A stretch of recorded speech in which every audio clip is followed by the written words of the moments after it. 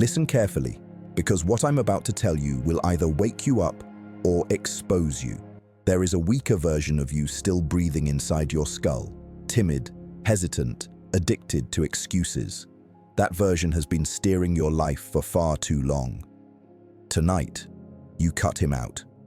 Not gently, not with mercy, but with ruthless precision. This is Machiavellian mode, and if you're here, you're done with softness. You're ready for strategy, discipline, and cold-blooded self-evolution. You want to become untouchable? Then understand this. Power belongs to the man who can walk away from who he used to be, without nostalgia, without guilt, without hesitation. Transformation is not poetic. It is violent. It is surgical. It is the art of destroying your own mediocrity before the world does it for you. From this moment on, you operate with intent. No more reacting. No more begging life to change. You will change, deliberately, calculatingly. Like a king sharpening a blade before reclaiming a stolen throne. Before we begin, comment, "I cut off the weak version of me." Say it so your mind hears it. Say it so the old you feels the fear. Now, let the transformation begin. Number 1. The surgical self-execution. You want power? Then understand this first law of transformation. No man rises while carrying his own corpse. The inferior version of you, your softness, your fear, your hesitation, has been rotting on your back like dead weight. Today, you put a blade to it, not with emotion, but with strategy. A Machiavellian man doesn't improve, he replaces. He studies his weaknesses like an enemy, then dismantles them one by one. Look at your patterns, the scrolling, the procrastination, the emotional reactions that make you predictable. These are not habits, they are chains. Break them and you become unpredictable, dangerous, free. Understand this, the world doesn't care about your potential. It only respects results, and results only come from a man willing to crush the soft impulses sabotaging him. From now on, treat every excuse like a traitor. Kill it before it speaks. Treat every distraction like an intruder. Eliminate it before it spreads. Comment, "I outgrow weakness by force." Say it again so it sinks in. Transformation is not a glow-up. It's a cold execution of the version of you that never deserved the life you're building. Good. Now you're starting to think like someone who becomes untouchable. Number 2, the cold reconstruction of power. Power is not inherited, it's engineered. And if you're here, it means you finally accepted a truth most men spend their lives avoiding. The version of you that failed, retreated, hesitated, apologized, and surrendered cannot follow you into the future you're building. He is obsolete. He is a liability. He is the reason you've been living at half strength. So now, you reconstruct yourself like a strategist rebuilding a fallen kingdom, piece by calculated piece, without emotion, without nostalgia, without pity for what must be destroyed. This is the part where most people quit, because reconstruction demands brutal honesty. You must expose every flaw, every insecurity, every lazy impulse you hide from the world. You must dissect your own psychology with the same detachment a general uses to map the battlefield. Identify the weaknesses your enemies, internal and external, could exploit. Identify the habits that drain your force. Identify the people who dilute your ambition, then replace, refine, and rebuild. You don't rise by motivation, you rise by structure. Build routines that crush inconsistency. Build standards so unforgiving that your old self could never survive them. Build a mindset that acts without waiting for permission, validation, or comfort. Discipline is your new backbone. Strategy is your spine's armor. Every action must serve a purpose. Every decision must move you forward. Every hour must feed your evolution. Comment, "I rebuild myself with ruthless precision." Say it because it programs your mind to obey. And understand this, greatness isn't granted to the strongest. It's granted to the most relentlessly reconstructed. This is you stepping into your second life, the life engineered, not inherited. Become the man your past self feared. Become the man your future self demands. This is how you rise beyond recognition. Number 3, the strategic ascension into untouchable territory.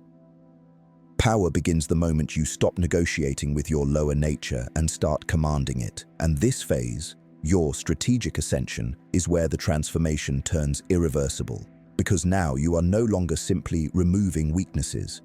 You are constructing a psychological fortress around your identity. This is where a man becomes untouchable, not by force alone, but by calculated intention, the kind of intention that makes every move look effortless, while every outcome hits with the weight of inevitability.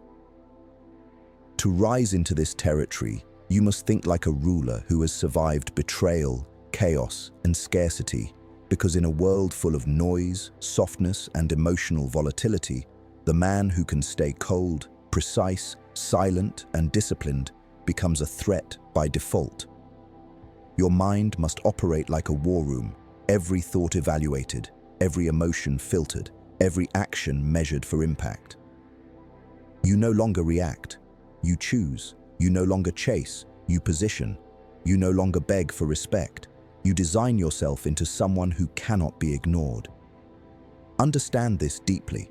Most men destroy themselves through impulsive decisions, emotional outbursts, and the desperate need to be understood.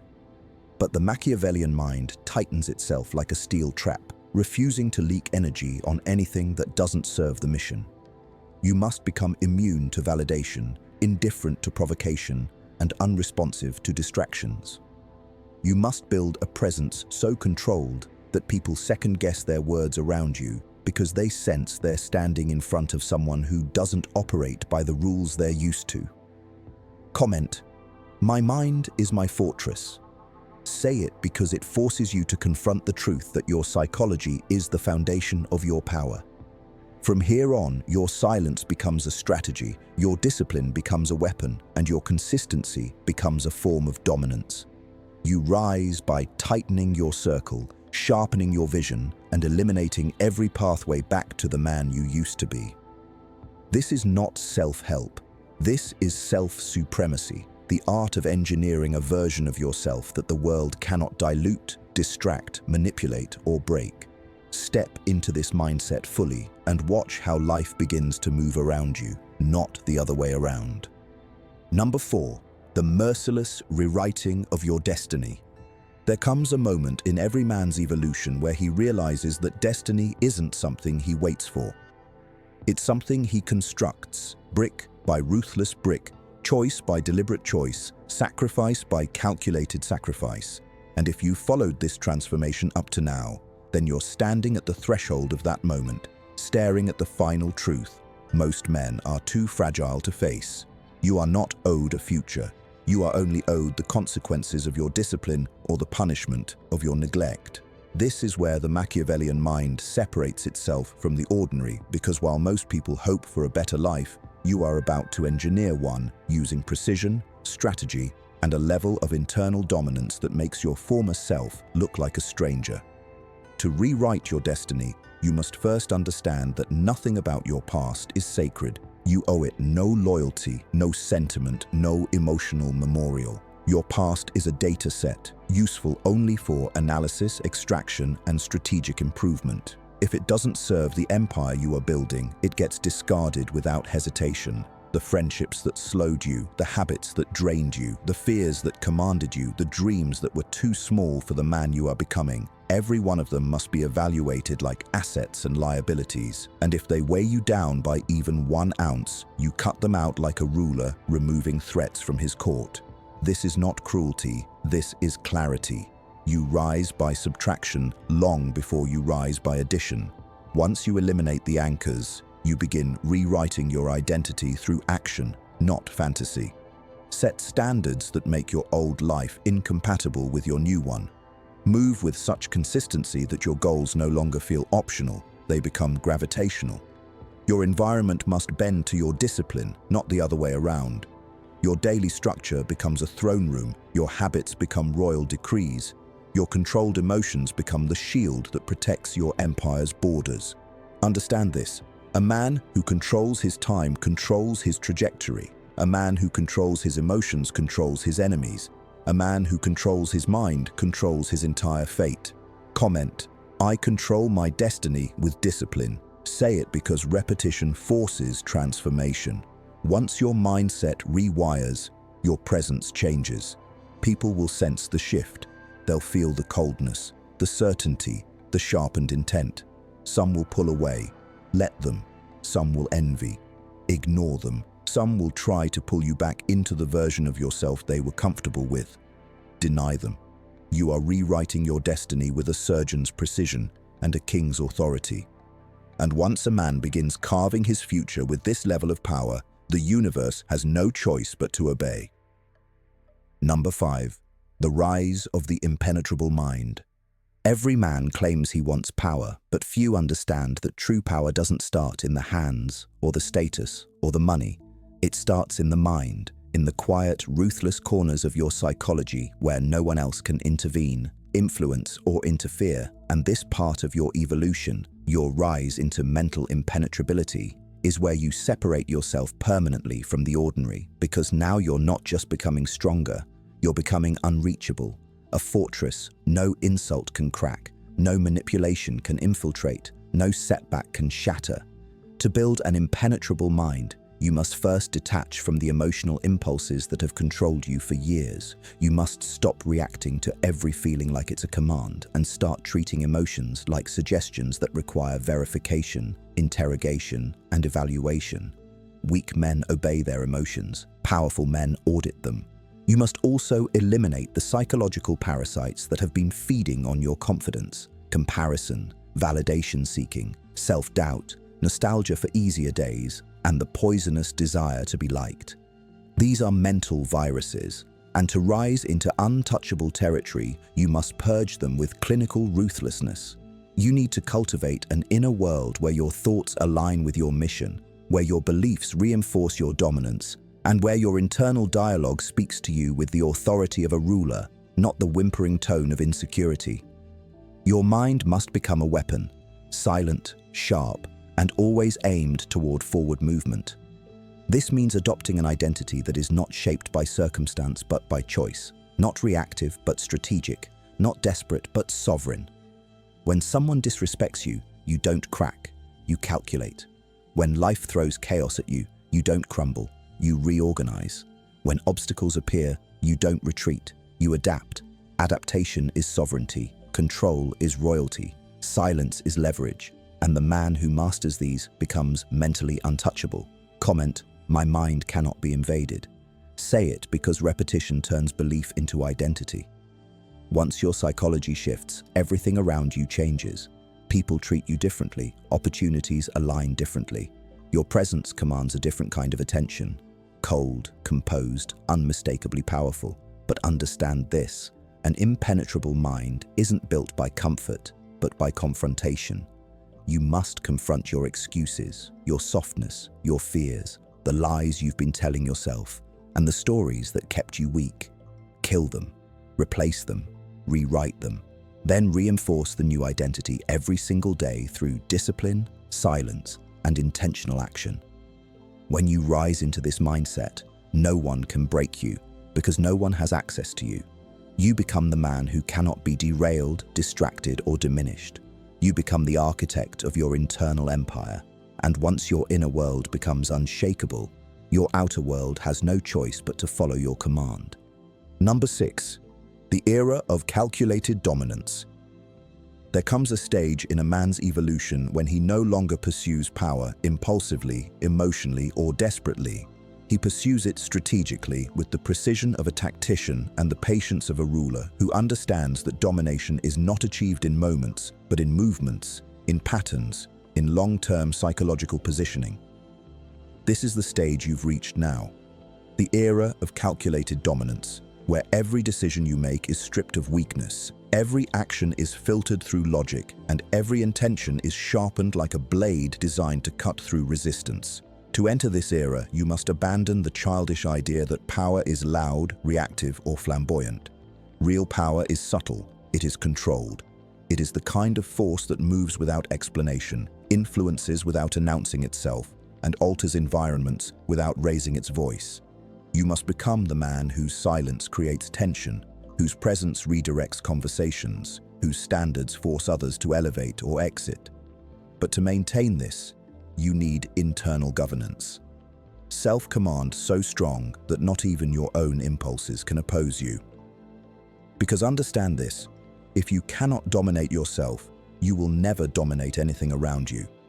You begin by mastering the art of restraint, not suppression, restraint.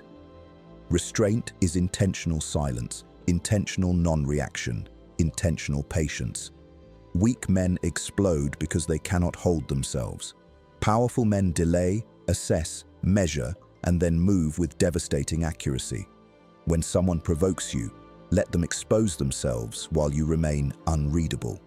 When opportunities arise, examine them, test them, and choose based on effectiveness, not excitement. When your emotions flare, treat them like wild animals that require taming through discipline, not indulgence through impulse. This is how kings are forged, not by the absence of emotion, but by emotional governance. And with this governance comes psychological leverage, because the man who cannot be predicted cannot be controlled. The man who cannot be provoked cannot be manipulated. The man who cannot be rushed cannot be outmaneuvered. You must become this man. Comment, I move with strategic dominance. Say it because repetition wires identity and identity shapes your fate.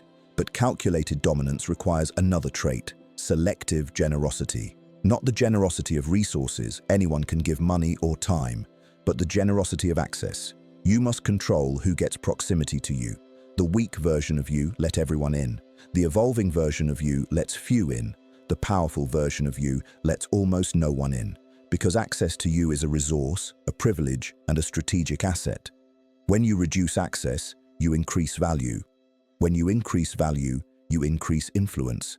When you increase influence, you increase control. And control is the currency of Machiavellian ascension. But understand this clearly. Calculated dominance is not about abusing power. It is about maximizing it, directing it, channeling it into the construction of a life so fortified that nothing external can destabilize it. This means crafting an environment designed for your rise, removing people who feed on your energy, eliminating habits that weaken your discipline, and rejecting opportunities that do not align with your long-term empire. Every refusal strengthens your identity. Every boundary increases your force. Every act of discipline reinforces your throne. And once your environment aligns with your ambition, you shift from survival to expansion. Expansion means thinking beyond the moment, beyond the month, beyond the year. It means designing your future like a chessboard, planning multiple moves ahead, anticipating obstacles, preparing counters, and building advantages before they're needed. It means treating your life like a sovereign territory under constant optimization. You expand your skills because skills are weapons. You expand your network because alliances are leverage. You expand your discipline because discipline is infrastructure. You expand your intelligence because intelligence is strategy. And through this expansion, you become the kind of man who shapes outcomes instead of waiting for them.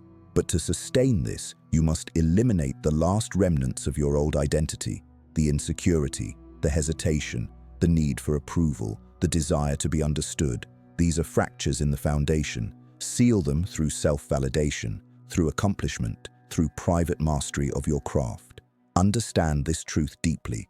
The moment you stop explaining yourself, you start elevating yourself. The moment you stop proving your worth to others, you start proving it to yourself. And the moment you detach from needing acceptance, you become impossible to control. You rise into a higher class of psychological existence. You become a sovereign mind, a strategic force, a man whose trajectory cannot be altered by emotion, manipulation, or circumstance. Comment again, I move with strategic dominance. Repeat it because dominance is not an act, it's an identity. And once a man adopts that identity, his world begins to rearrange itself around his certainty, his structure, and his unshakable authority. This is the beginning of your era, and eras are not given. They are taken, built, engineered, and protected by the man willing to rise above everything he used to be. Number 7, the absolute reforging of your identity. There comes a point in a man's evolution where discipline, strategy, and inner strength are no longer tools he uses occasionally. They become the default operating system of his existence, the very code that rewrites who he is at the deepest, most immutable level. You are now entering that stage, the absolute reforging of your identity, where you no longer think like the man you once were, no longer act like him, no longer tolerate the impulses, relationships, environments, or weaknesses that shaped his mediocrity. This phase of transformation is not cosmetic. It is structural. It is the demolition and reconstruction of your entire internal architecture. And make no mistake, this level of evolution is violent because it requires you to sever the psychological attachments that once felt like parts of your soul. You must let the old version of yourself die so completely that even your memories of him begin to fade, not because you forget them, but because you no longer identify with them. The man who hesitated, who feared judgment, who relied on motivation, who sought validation, who sabotaged himself through doubt and distraction, he becomes nothing more than a ghost, a cautionary tale, a reminder of the consequences of weakness.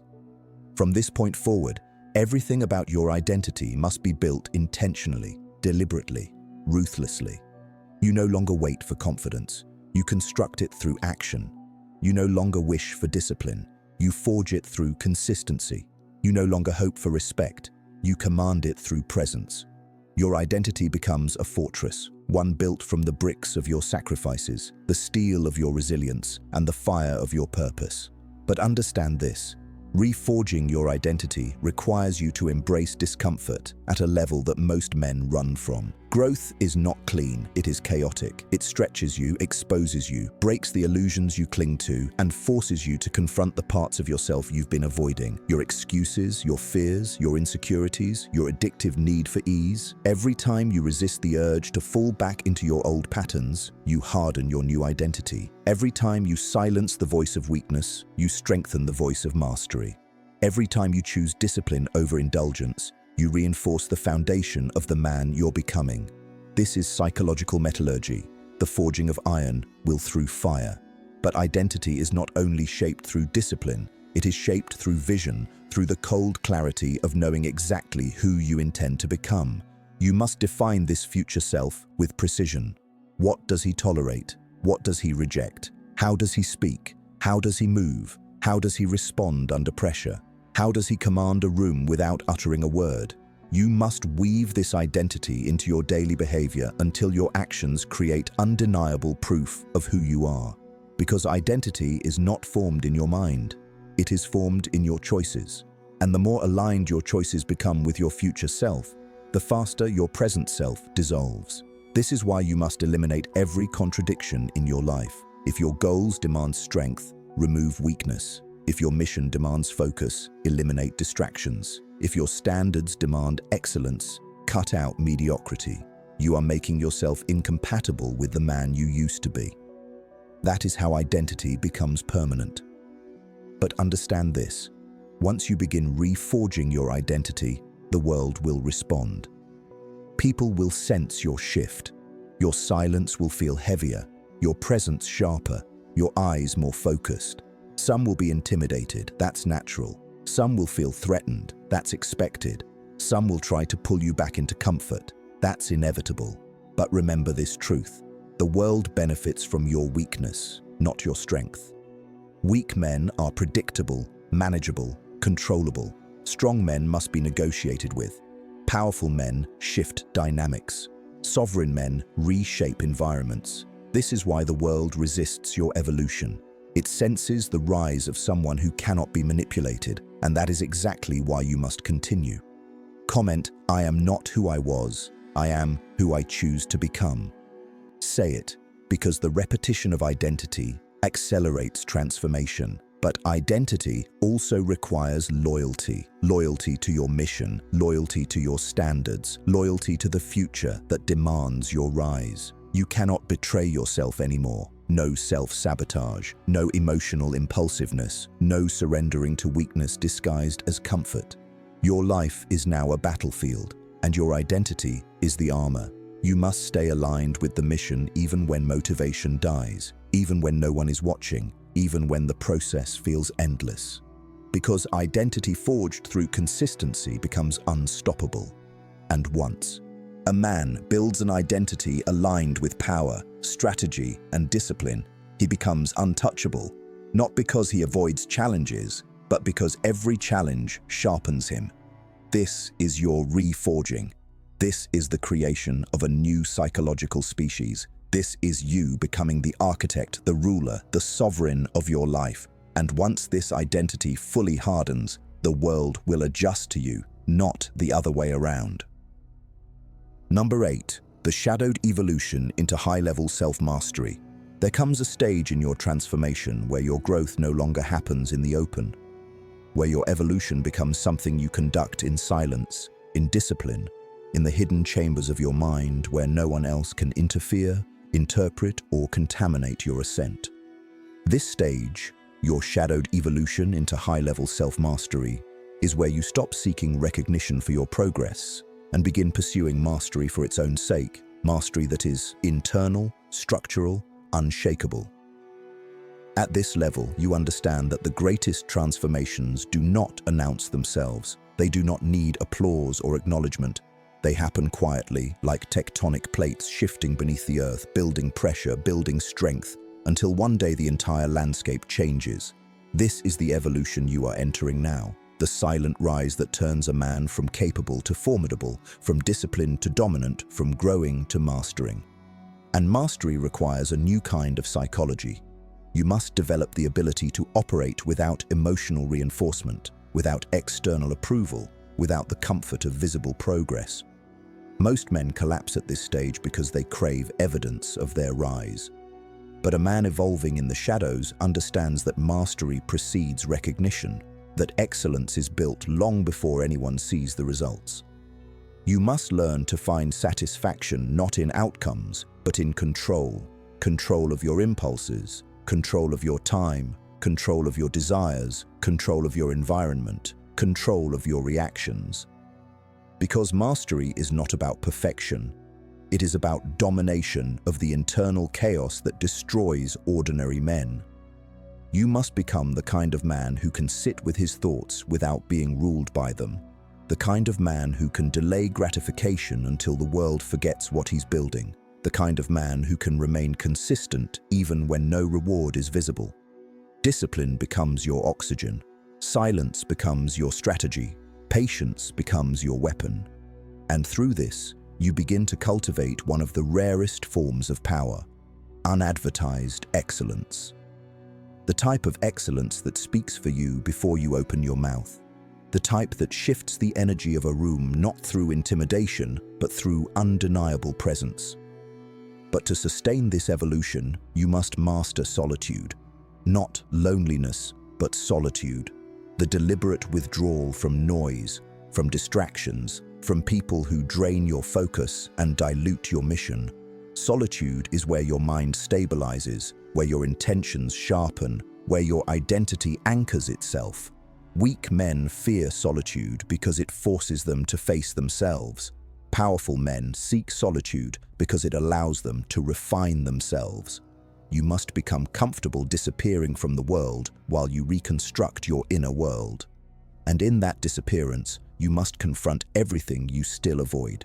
The doubts you bury, the impulses that control you, the habits you excuse, the emotional triggers that still have leverage over you. One by one, you dismantle them. One by one, you reclaim territory within your own psychology. One by one, you remove the vulnerabilities that would allow others to manipulate, pressure, or destabilize you. This is mastery, the removal of internal entry points, the sealing of psychological cracks, the fortification of your inner empire. Comment, "My evolution needs no witnesses." Say it because mastery requires secrecy, because the strongest version of you is built in the shadows, not under the spotlight. But understand this deeply. As you rise into self-mastery, your relationship with the world changes.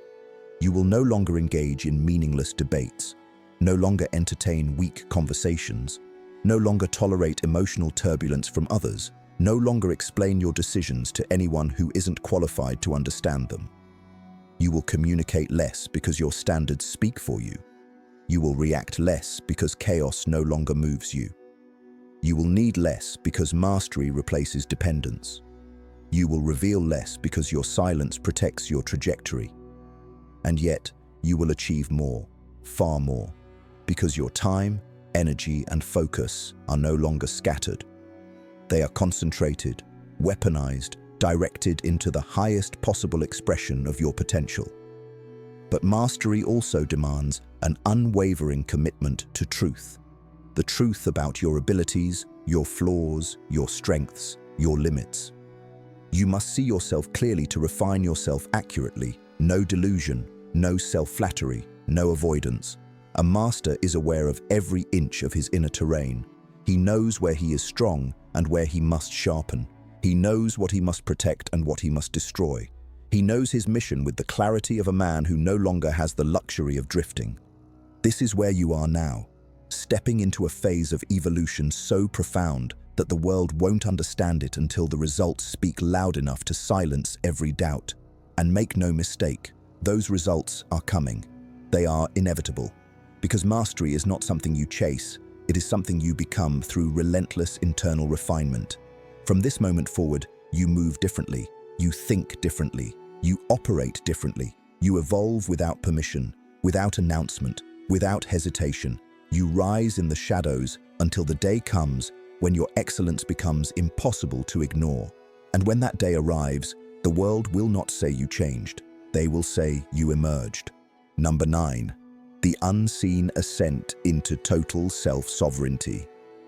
There comes a point in your transformation where you no longer measure your growth by comfort, applause, or visible milestones, because you finally recognize that the highest form of power is self-sovereignty, the state in which no force, internal or external, can dictate your direction, dilute your ambition, or fracture your discipline.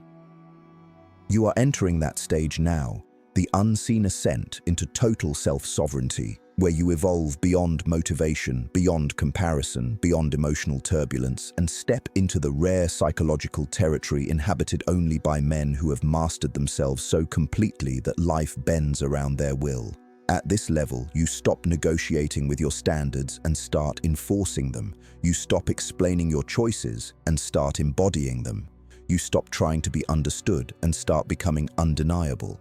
Sovereignty means you have divorced yourself from dependency. Dependency on validation, on comfort, on praise, on permission. It means you take responsibility not because you are forced to, but because responsibility itself becomes your source of power. Weak men run from responsibility because it exposes their inadequacies. Sovereign men absorb responsibility because it expands their influence. You must understand that sovereignty begins where excuses end. You are no longer allowed to justify weakness, no longer allowed to indulge the impulses that once derailed you, no longer allowed to act like life is happening to you instead of being shaped by you. You operate now with the understanding that every thought you allow, every habit you maintain, every decision you make is either a brick in your empire or a crack in its foundation. This level of awareness is not optional. It is the cost of becoming untouchable. But sovereignty also requires emotional neutrality, not coldness without purpose, but a controlled calmness that prevents chaos from accessing your internal world. Most people are slaves to their emotions. They react, they explode, they retreat, they sabotage. You must rise beyond that. You must cultivate a mind so stabilized that your emotions serve you instead of sabotaging you. This means you no longer chase highs, no longer crumble at lows, no longer let temporary feelings dictate permanent consequences. You observe, you evaluate, you decide. That is sovereignty, and with sovereignty comes the ability to walk alone, not with bitterness, but with clarity. You stop seeking crowds because crowds dilute focus. You stop needing company because company often slows the climb. You stop craving reassurance because you trust your judgment. In sovereignty, solitude becomes strength, silence becomes direction, and isolation becomes refinement. And as you rise, people will feel the difference. Your absence will weigh more than your presence once did. Your attention will become a currency, your time a privilege, your words a rarity. You become a man whose value increases by mystery, whose power increases by restraint, whose influence increases by discipline. Comment: I belong to no one but my mission. Say it because sovereignty is a declaration, a psychological contract you sign with your future self. But understand this: sovereignty is not selfishness. It is strategic self-governance. It means you protect your energy because it fuels your mission. You protect your mind because it directs your future. You protect your standards because they define your identity. And once you become sovereign, the world loses its grip on you. Manipulation no longer works. Disrespect no longer penetrates. Distractions no longer tempt. You become a man who cannot be moved off his path because the path is no longer something you follow. It is something you are. This is the ascent most men will never experience because it requires breaking every psychological chain society conditions into you. The fear of judgment, the addiction to approval, the obsession with comparison, the need for constant stimulation. You are cutting all of it away. You are rising into a class of men who live by design, not by default. Men who build, not wish. Men who decide, not drift. Men who command, not complain. This is sovereignty, not given, not inherited, but earned through relentless internal authority. And once you claim it fully, your old self will not even recognize who you've become. Number 10. The final transformation into a man who cannot be stopped. There comes a moment in your rise when the transformation you've been building through discipline, through suffering, through strategy, through silence, finally locks into place, and you feel something shift inside you with the weight and certainty of destiny itself. This moment marks the final transformation into a man who cannot be stopped. The moment where everything that once controlled you loses its power. Everything that once frightened you loses its teeth, and everything that once derailed you becomes irrelevant. At this stage, your identity is no longer fragile, no longer negotiable, no longer dependent on circumstance or emotion. You have become solid, internally forged, internally driven, internally fueled. You no longer break under pressure, you calculate under pressure. You no longer avoid challenges, you absorb them, redirect them, weaponize them. You no longer hope for a better life. You build one with the cold precision of someone who understands that the world bows only to the men who refuse to kneel. This final stage of your evolution requires one thing: complete allegiance to the man you've become, not the man you were.